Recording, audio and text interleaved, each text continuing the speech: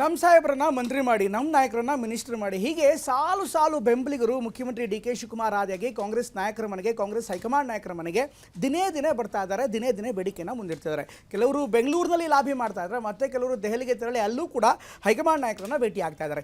ಈ ಎಲ್ಲ ಬೆಳವಣಿಗೆಗಳ ನಡುವೆ ಸಂಪುಟ ವಿಸ್ತರಣೆ ಯಾವಾಗ ಮಾಡಲಾಗುತ್ತೆ ಅನ್ನುವಂಥದ್ದು ಒಂದು ಚರ್ಚೆ ನಡೀತಾ ಇದೆ. ಅತ್ತ ಹೈಕಮಾಂಡ್ ಕೂಡ ಈ ಬೇಡಿಕೆಗಳಿಂದ, ಈ ಒತ್ತಡಗಳಿಂದ, ಈ ಡಿಮ್ಯಾಂಡ್ಗಳಿಂದ ಸಾಕಷ್ಟು ತಲೆನೋವಾಗಿದೆ ಅನಿಸ್ತಾ ಇದೆ. ಈ ಕಾರಣಕ್ಕೋಸ್ಕರ ಮುಖ್ಯಮಂತ್ರಿ ಡಿ ಕೆ ಶಿವಕುಮಾರ್ ಅವರಿಗೆ ಖಡಕ್ಕಾದಂಥ ಒಂದು ಸಂದೇಶ ಕೊಟ್ಟಿದೆ. ಯಾರ್ಯಾರು ಲಾಬಿ ಮಾಡ್ತಾರೆ, ಯಾರ್ಯಾರು ಡಿಮ್ಯಾಂಡ್ ಇಡ್ತಾರೆ ಅದನ್ನು ಅಶಿಸ್ತು ಅಂತ ಪರಿಗಣಿಸಿ ಅಂತ ಸೂಚನೆ ಕೊಟ್ಟಿದ್ದಾರಂತೆ. ಹಾಗಾದರೆ ಇದು ನಿಜಕ್ಕೂ ಹೈಕಮಾಂಡ್ ಹೇಳಿರುವಂಥದ್ದು ಅಥವಾ ಯಾರು ಬಂದು ಒತ್ತಡ ಹಾಕ್ತಾರಲ್ಲ, ಯಾರು ಬಂದು ಲಾಬಿ ಮಾಡ್ತಾರಲ್ಲ ಅವರನ್ನು ಸ್ವಲ್ಪ ದೂರ ಆಡೋದಕ್ಕೆ ಮಾಡಿರುವಂಥ ತಂತ್ರಗಾರಿಕೆನ ನೋಡೋಣ ಬನ್ನಿ ಸ್ಟೋರಿಲಿ.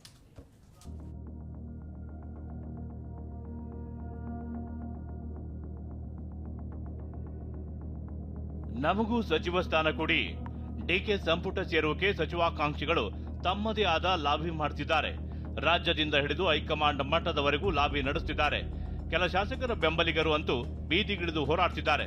ಆದರೆ ಇದೇ ಹೊತ್ತಿನಲ್ಲೇ ಸಂಪುಟ ವಿಸ್ತರಣೆ ಬಗ್ಗೆ ಸಿಎಂ ಡಿಕೆಗೆ ಹೈಕಮಾಂಡ್ ಖಡಕ್ ಸೂಚನೆಯೊಂದನ್ನ ಕೊಟ್ಟಿದೆ.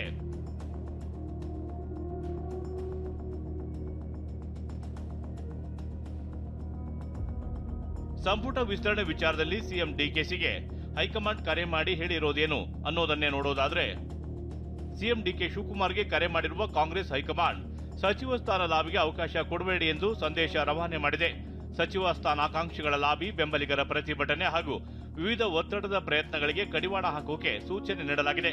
ಸಚಿವ ಸ್ಥಾನಕ್ಕಾಗಿ ಯಾವುದೇ ರೀತಿಯ ಲಾಬಿ ಸಹಿಸಲ್ಲ ಎಂದು ಹೈಕಮಾಂಡ್ ಸಂದೇಶ ರವಾನೆ ಮಾಡಿದೆ.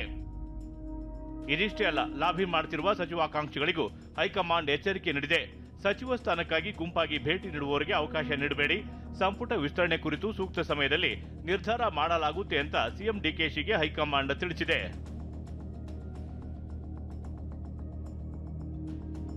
ಇದರ ಮಧ್ಯೆಯೂ ದೆಹಲಿಯಲ್ಲಿ ಕೆಲ ಶಾಸಕರಿಂದ ಲಾಬಿ ಅಂತೂ ನಡೆಯುತ್ತಿದೆ.